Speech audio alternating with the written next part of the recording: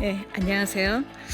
저는 탈북 청소년들을 가르치는 대안학교인 여명학교의 조명숙 교장입니다.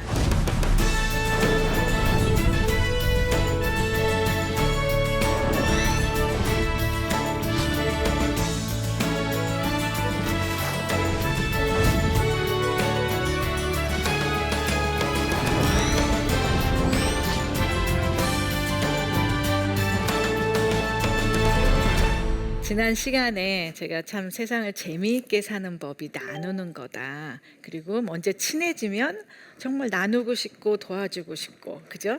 그리고 또 그 나눔의 비밀에서 사실은 도와주면서 사실 내가 더 도움을 받게 되더라. 응? 제가 59등인데 나중에는 막 중학교 졸업할 땐 전교에서 막 몇 등씩 했었거든요.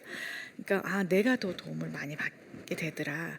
그리고 인생을 살면서 굉장히 많은 고난이 있잖아요.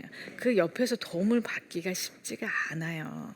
예, 근데 이제 하나님께 도움을 받으면 저처럼 죽을 고비도 그렇게 넘어갈 수 있고 제가 살 뿐만 아니라 남까지 살릴 수 있는 거죠. 그죠? 그래서 가장 큰 나눔과 도움은 사실은 하나님을 알리게 하는 거다라는 이야기들을 했습니다. 제가 이제 베트남 국경을 이제 넘으면서 탈북 여성들이 만약에 내가 하나님을 모르는 탈북 여성이었더라면 어떤 것들을 겪고 얼마나 참 비참하고 민망할까라는 것들을 알게 됐잖아요. 저는 직접 겪진 않았지만 겪을 뻔했잖아요. 그러니까 밤에도 아직까지도 몸이 힘들고 이러면 악몽을 꿀 때가 있어요. 다시 국경을 넘어야 되나. 근데 정말 온전히 북한 분들이면 얼마나 마음이 아플까. 또 그 어려움, 외로움과 그 어려움을 누구한테 얘기할 수 있을까. 이런 생각을 하니까 그분들이 더 측은한 거예요. 제가 보니까 이제 한국에 이제 일을 다 귀국을 하고 와서 탈북자들을 이렇게 보니까 어떤 문제가 제일 심각한가 봤더니 자식 문제인 거예요. 저한테 그래요. 선생님, 내가 아무리 여기서 대접받고 살아도 우리 애들이 잘못 적응하면 나는 정말 실패한 것 같고, 내가 설거지, 사발가식이라 그러거든요, 설거지를. 내가 사발통에 손 넣고 일하더라도 내 자녀가 너무 잘 자라고 있으면 저는 행복할 것 같아요. 그래서 우리 아이들을 좀 배워주세요. 가르쳐 달라는 거예요. 그리고 제가 교회를 다니면서 그 통일선교위원회 갔더니 어떤 아이가 너무 힘든 표정을 짓는 거예요. 그래서 왜 그러니 했더니 자기가 검정고시를 봐야 되는데 하나도 모르겠대요. 그래서 그러면 제가 이제 사범대를 나왔으니까 그럼 내가 가르쳐 줄게. 난 수학 빼고는 내가 다 가르쳐 줄게. 그래갖고 매일 가서 4과목씩 5과목씩 이렇게 가르쳐 줬어요. 근데 얘가 한 몇 달 있다가 뭐라고 하냐면, 선생님, 내 친구도 사랑해 주세요. 제가 만약에 가르쳐 주세요 그랬으면 안 가르쳤을 수도 있어요. 근데 사랑해 달라는 거예요.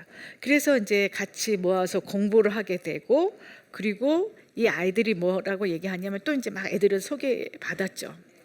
선생님, 저는 북한에서는 배고파 못 살겠고 중국에서는 잡혀갈까 봐 무서워 못 살겠고 그렇잖아요. 한국에서는 몰라서 못 살겠다는 거예요.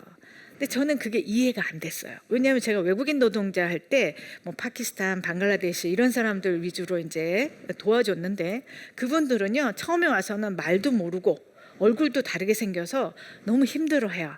근데 한 2년만 있으면 살만하다 이렇게 생각하세요.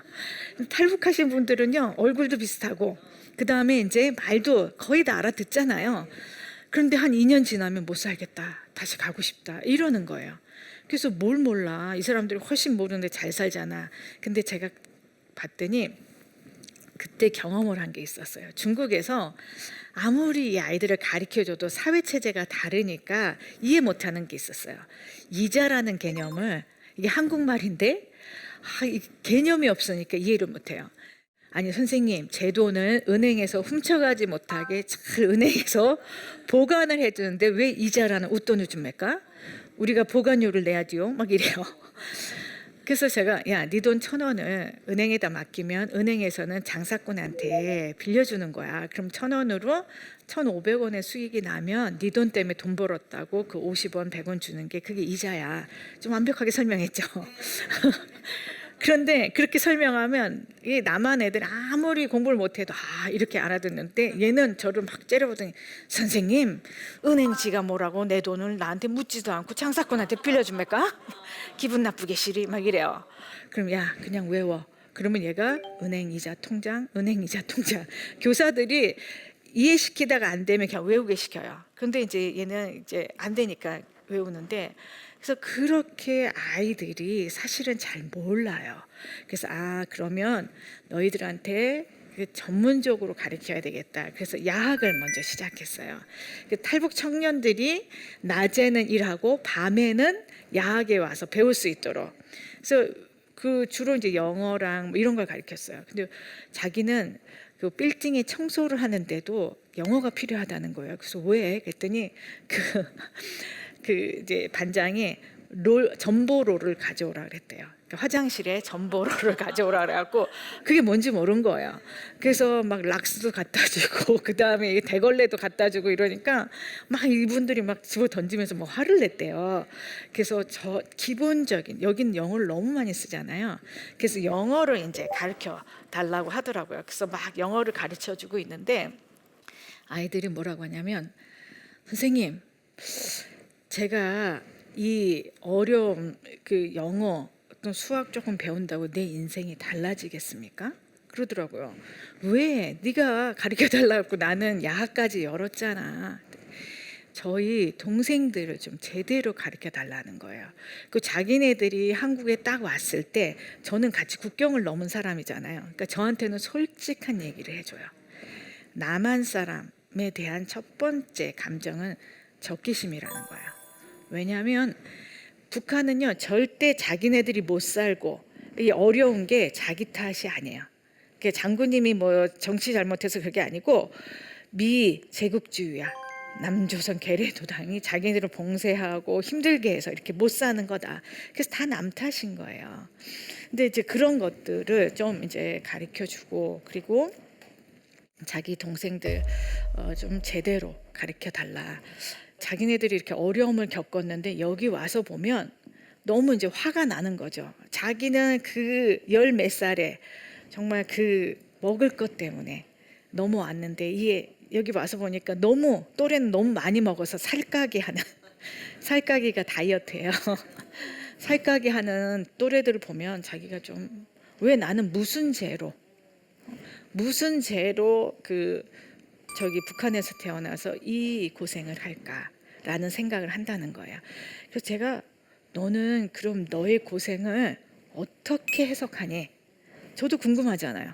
그죠? 그래서 물어봤어요. 그랬더니 종교가 없는 애들은 선생님 내래 재수가 없이요. 그래서 재수가 없어서 북한 사람으로 태어나고 탈북자로 태어나서 여기까지 왔다는 거예요.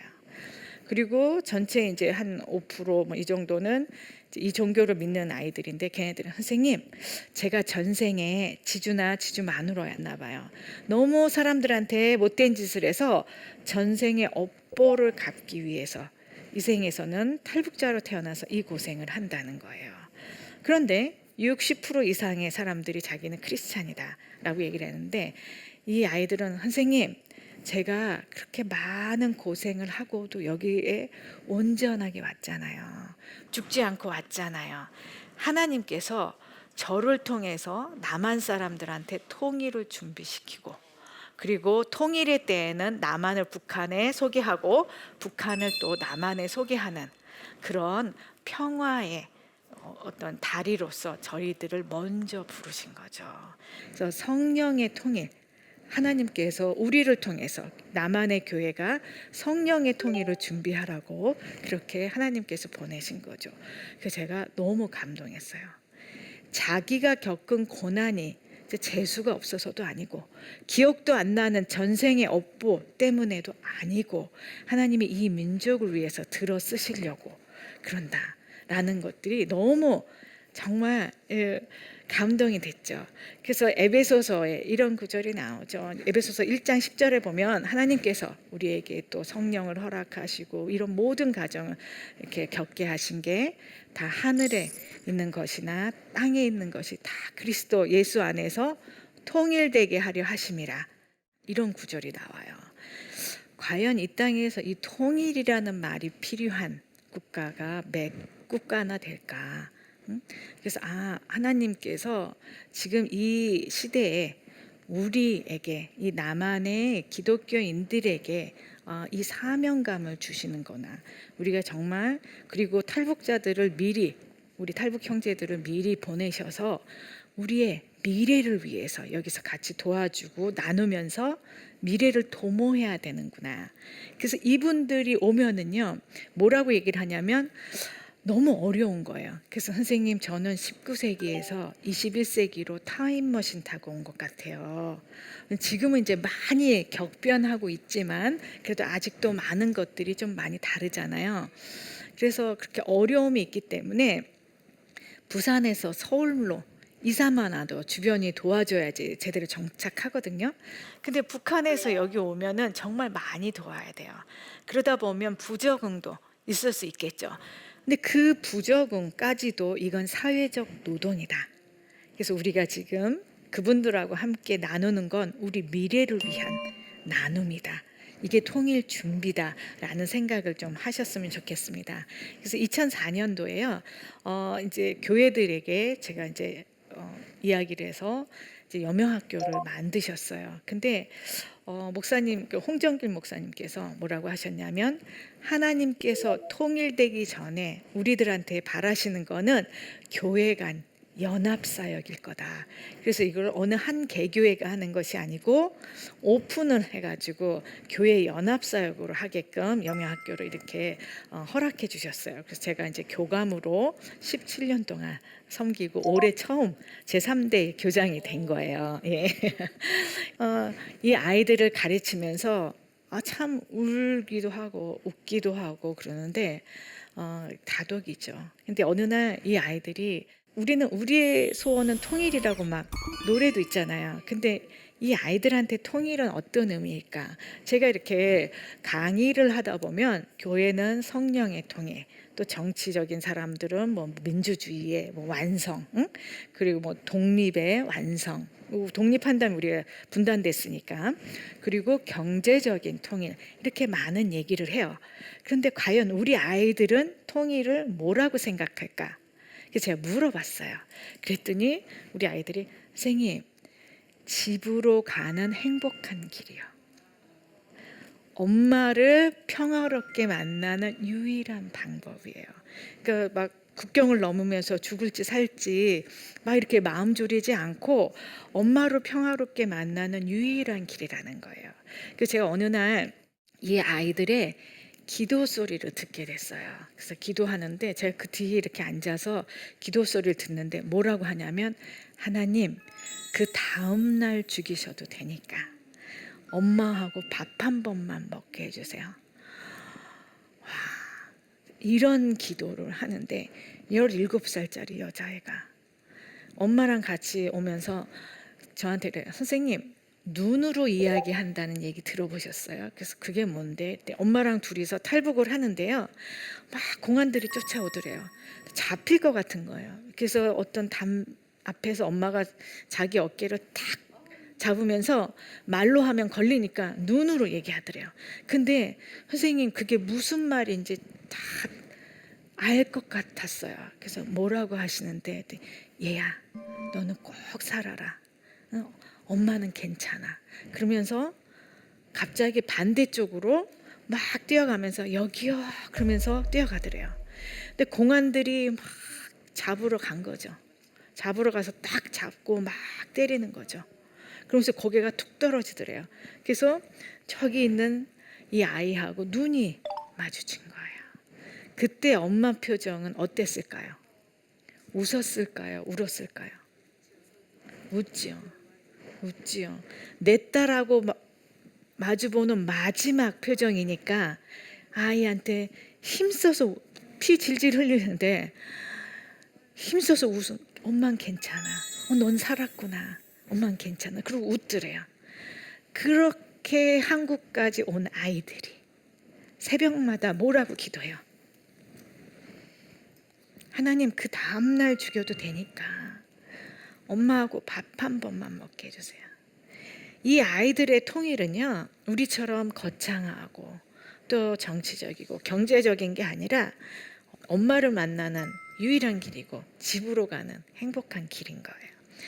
하나님이 우리에게 주신 가장 비슷한 마음은 부모의 마음이잖아요. 하나님께서 남한 사람들은 막 통일에 대해서 안 해도 돼 이러지만 그 이기적인 기도를 들어주실까요?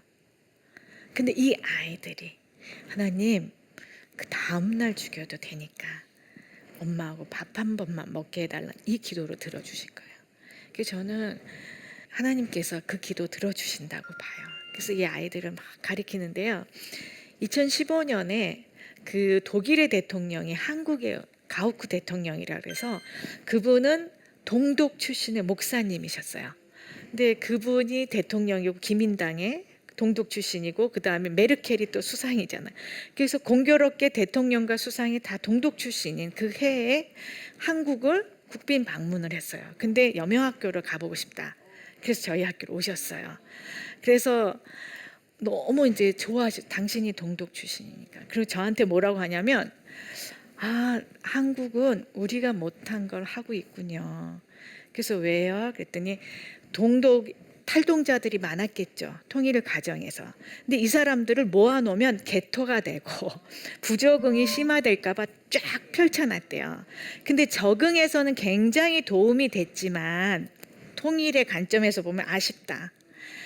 동독 사람들은 정말 서독의 동독의 머리를 자르고 서독의 머리를 붙여야만 살 수 있을 것 같더라는 거예요. 통일이 된 이후에. 만약에 탈동자들이 서독에서 어떤 것들을 적응하면서 어려워하는지, 어떻게 해야지 이 문제가 풀리는지 미리 알아놨더라면 통일된 이후에 동독 지역의 통합이 오히려 더 빠르지 않았겠냐. 그런데 자기네들은 못했는데 너는 하고 있구나, 이렇게 말씀하시면서 굉장히 격려를 해주셨어요. 그리고 동독에서 또 손님들이 올 때마다 저한테 기회를 주셨어요. 같이 만나서 질문하고 또 밥도 먹을 수 있게끔. 되게 너무 감사하죠. 근데 그 시인이 그래요. 왜 한국 사람들은 독일에 와서 통일에 대해서 얘기할 때 왜 통일 비용에 대해서만 얘기합니까? 그렇잖아요. 우리도 통일 비용이. 근데 우리는 비용으로 생각하지 않았습니다. 투자로 생각했습니다. 미래를 위한 투자. 그래서 투자를 했더니 지금 독일이 그래도 유럽에서 가장 돈이 많고 또 자신감이 있어서 난민들도 많이 받아들이잖아요. 근데 한국 사람들은 비용 생각하고 우리 때는 안 해야 돼. 그리고 그냥 폭탄 돌리기 식으로 후손한테 이렇게 니네 때 가서 해, 다음 세대, 이렇게 하는 걸 봤다는 거죠. 부모라면 자식한테 좋은 걸 물려줘야죠. 물론 통일에 대한 혼란이, 동서독의 혼란이 있지만 그거는 우리 부모 세대들이 감당을 하면 우리 자식 세대한테는 이제 성장만 하면 되는 그런 시대를 물려주는 게 부모의 할 일 아닙니까? 라고 얘기를 하더라고요. 그래서 이렇게 참 철학이 이런 철학을 가지고 있어야 되는구나 라고 생각을 했습니다. 그래서 제가 이제 그쪽에서 독일에서 또 초청을 해주셨어요. 그래서 제가 한 2, 3주 독일에 가서 마음대로 네가 보고 싶은 거를 미리 정해라. 그래서 동독 지역에 이제 가서 동독 사람들 중에 성공한 사람, 그다음에 서독에서 올라간 사람, 동독에 올라간 사람 중에 성공한 사람들을 제가 이제 만났습니다. 만나게 해달라고 그러는데 동독 사람들은요, 변화에 빨리 적응하는 사람들이 굉장히 성공을 해요. 근데 서독 사람들은 어떤 사람들이 성공할까요? 겸손한 사람.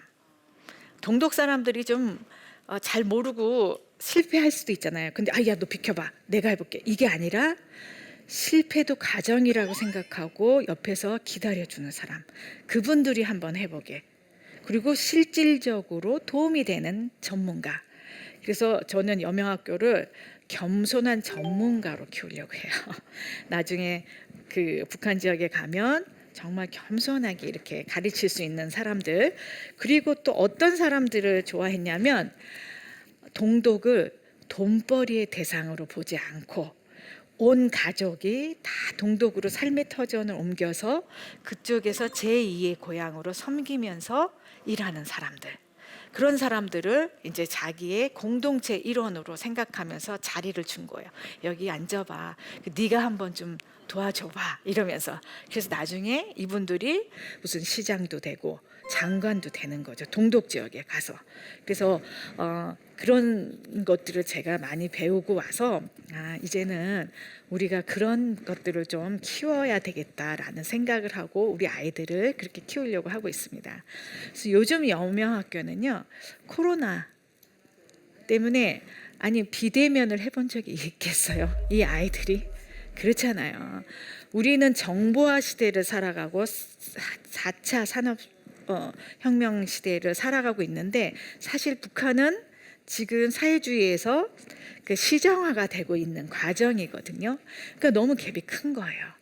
그러니까 이 아이들이 비대면이 너무 어렵고, 그 다음에 제가 작년에 비대면을 하면서 보니까 어떻게 옆에서 세심하게 가르쳐줘야 되는 일이 많은데 그게 안 되는 거예요. 그래서 우리는 학교가 더 안전합니다. 그리고 아이들한테 밥 먹었니? 그 오후 3시에 밥 먹었니? 그랬더니 아무도 눈빛 보면 알잖아요. 손을 못 들어요. 밥 먹은 사람 손 들어봐 그랬더니 그때 3시였는데 한 끼 먹은 사람 하니까 2 정도가 들고 못 먹은 사람 그랬더니 한 8명이. 그래서 이게 북한처럼 굶지는 않겠죠. 근데 이 밥상의 질이라는 게 코로나로 인하여 이 부모님들이 일자리를 잃으니까 또 애들도 아르바이트가 이제 안 되니까 이게 좋은 밥상이 아닌 거죠. 그래서 이제 이 아이들 안 되겠다. 그래서 이제 그 반찬들을 좀 배달해서 주고 그다음에 학교로 다 불러서 저희는 아침, 점심, 저녁을 다 먹여요. 그리고 아프면 병원비까지 다 이제 왜냐하면 너무 열악하니까. 또 요즘에는요 코로나 때문에 북한에서 한국으로 올 수가 없는 거예요. 근데 중국에서 강제 혼인이라든지 이런 이제 어려움 속에서 태어난 아이들이 있어요. 이 아이들은 엄마들이 이제 아버지들이 이제 나이 차이가 한 20살 정도 나겠죠. 우리 농촌 총각들이 베트남 처녀들하고 살듯이. 그리고 이제 돈으로 이제 또 불법 체류를 했을 거잖아요. 그러니까 문 밖에 못 나가게 해요. 근데 애를 낳으면 자기가 도망가겠냐. 그래서 이제 그때부터는 자유롭게 나가게 할 때 그때 한국으로 오는 거예요. 그러니까 애는 이제 아버지들이 안 주죠. 또 다시 결혼할 이제 가능성이 너무 적기 때문에. 그래서 이제 애는 아버지가 키우다가 한 15살 중학교 중이 무섭잖아요. 그러니까 아무 말도 안 통하잖아요. 그러니까 중국어 아버지도 힘든 거예요. 그러니까 그리고 경제력도 없어지고. 그래서 엄마한테 가서 살아라. 그래서 한국으로 보내진 아이들이 있어요. 근데 이 아이들이 중국에서는 탈북자의 자녀라고 하면서 굉장히 서름받고 제대로 케어 못 받고, 여기 와서는 엄마를 딱 만났는데 얘는 한국말을 못하고 엄마는 중국어를 못하니까 이 비극의 한 장면인 거죠. 그래서 우리 민족이 참 어려움을 당할 때 여성들이 그 어려움을 다 당하는 여성들이 있잖아요. 고려 말 때는 공녀들. 그래서 이제 몽골로 다 갔는데 갔다 오면 또 환양녀라고 또 막 이렇게 환영하지 않잖아요. 또 일제 말 때는 우리 위안부 할머니들 그 어려움을 다 여성들이 겪는데 이 분단 시대에는 탈북 여성들이 어려움을 겪고 있다. 근데 이제 왔는데 말도 안 통해요. 그리고 이제 이 아이들은 이곳에서 이제 일반 학교에 가면 저한테 물어봐요. 선생님 짱깨가 뭐예요? 애들이 자기한테 그렇게 놀린다는 거예요. 중국에서는 탈북자의 자녀라고 그 공동체에 안 끼워주고, 여기서는 그 한국말 모른다고 그렇게 모욕적으로. 그러니까 이 아이들이 울어요. 엄마들도 어떻게 할지 몰라요. 그래서 저희 학교에서 이 아이들을 케어하고 있죠. 그래서 저는 제가 원래는 외국인 노동자를 돕는 일을 했잖아요. 그래서 하나님, 내가 탈북자를 할 건데요. 뭐 그렇게 돌아서 와요. 그렇잖아요. 중국 교포, 뭐 파키스탄 외국인 노동자들 하다가 중국에서 또 탈북자 구출하다가 그다음에 결국은 제가 사대를 갔잖아요. 아이들을 좋아하고 선생님 하기를 원했는데 이렇게 돌아서 결국 선생님을 한 거예요. 하나님이 저의 꿈까지 버리지 않으신 거죠. 저는 내려놨지만. 그런데 왜 이렇게 돌아서 오게 했나? 요즘에 제가 알게 됐어요. 중국에서 온 아이들, 이 아이들은 중국 교포 외국인 노동자의 의식하고 거의 비슷해요. 그래서 제가 많이 경험해 봤기 때문에 이 아이들을 어떻게 다루는지 아는 거예요. 그리고 제가 여기서 중국 교포들, 중국에서 오신 분들을 위해서 일했다. 그럼 애들이 이제 마음을 확 열어요. 다른 선생님들은 탈북자를 돕던 선생님들이잖아요. 그래서 잘 마음이 안 여는데, 그래서 하나님께서 나를 이렇게 쓰시려고 중국 교포들도 많이 돕게 하셨고 탈북하는 걸 돕게 하셔서 이 아이들한테 이제 라포도 형성하게 하셨고, 그래서 이렇게 많은 것들을 하게 하셨구나라는 생각이 들고요. 애들이 그래요. 선생님, 우리가 그렇게 이뻐요? 왜 그렇게 이뻐요? 너무 이뻐 죽겠어. 저는 처음에 이쁘다 그랬다가 저는 정말 맞아 죽을 뻔했어요. 어떤 애들이 너무 깜찍해갖고 너네 너무 깜찍해, 탈북한 아이들한테 그랬어요. 그랬더니 화를 막 내면서 우리가 뭐가 깜찍합니까? 막 이래요.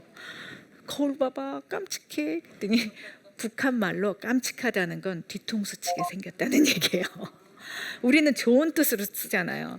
그런데 애들이 저는 너무 이쁜 거예요. 그래서 이 아이들한테 너무 이뻐. 그리고 그걸 느껴지는 거죠. 그래서 아이들이 여명학교에서 잘 케어되고 있는데요. 그곳에서 이제 이사를 하려고 해요. 그런데 요즘에 난민, 외국인 노동자, 탈북자에 대한 혐오와 편견이 너무 심하잖아요.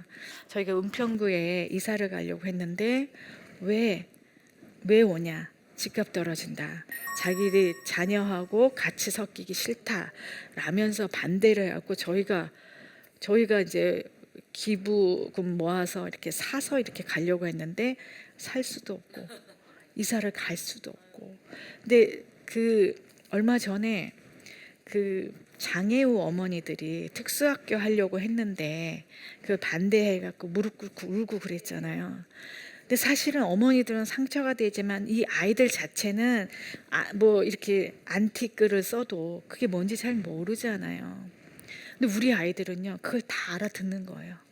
너무 상처를 받은 거죠. 그래서 정말 우리 사회에 이 아이들한테 좀 곁을 내주고 이 아이들이 잘 교육받도록 좀 도와주셔야 되는데, 그게 미래를 위한, 또 우리 생존을 위한, 여러분 우리가 통일됐는데요, 남과 북이 제대로 통합이 안 되면 우리 생존이 어려워요. 그렇지 않겠습니까? 이 아이들은 우리 미래를 위한 나누는 대상이어야 되는 거예요. 이 아이들을 잘 가리키면 이 아이들이 가서 남한 사람들을 소개하고 그렇게 나쁜 사람들 아니다, 정말 좋은 사람들이다, 그래서 같이 살 수 있게끔 또 재미있게 살 수 있게끔 만들어줄 거라는 거죠. 그래서 정말 그 공동체에 우리 아이들이 이사 갈 수 있도록 그 곁을 좀 내주고 우리 사회가 함께 살아가는 것이 미래를 위한 것이다 라고 좀 품어주셨으면 좋겠어요. 그래서 여러분들께서 저는 지금 정부에서 그런 땅 좀 싸게, 학교니까 싸게 받을 수 있거든요. 그런 땅을 주려고 하는데 주민들이 반대해서 정부도 이제 선거로 뽑히잖아요. 그러니까 주기가 어려운 거예요. 그래서 교회들이 혹시 저희들한테 좀 공간 좀 할애해 주세요. 혹시 교회 문 닫는 데 있으면 저희가 좀 들어갈게요. 뭐 이렇게 지금 하고 있습니다. 그래서 연말 연시가 참 추우니까, 추운 사람은요 춥고 배고프고 서럽지 않아요. 갈 데 없으면 더 서럽죠.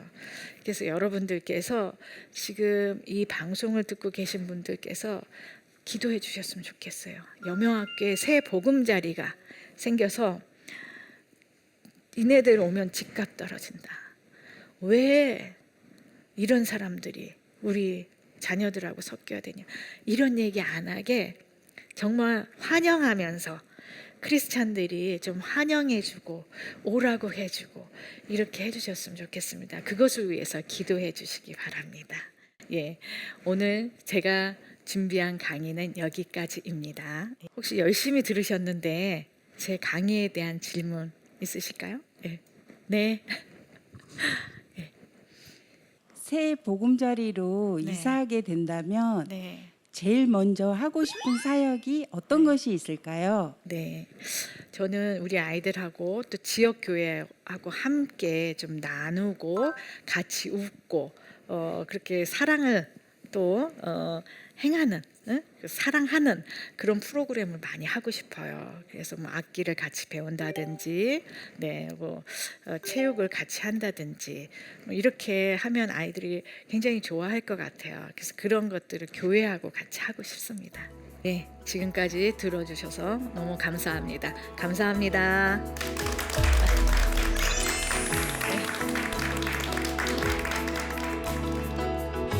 우리 미래를 위해서 우리 지금 나누기 시작해야 된다. 그래서 저는 여명학교를 겸손한 전문가로 키우려고 해요. 이 아이들은 선생님, 제가 그렇게 많은 고생을 하고도 여기에 온전하게 왔잖아요. 하나님께서 저를 통해서 남한 사람들한테 통일을 준비시키고, 그리고 통일의 때에는 남한을 북한에 소개하고 북한을 또 남한에 소개하는 그런 평화의 어떤 다리로서 저희들을 먼저 부르신 거죠.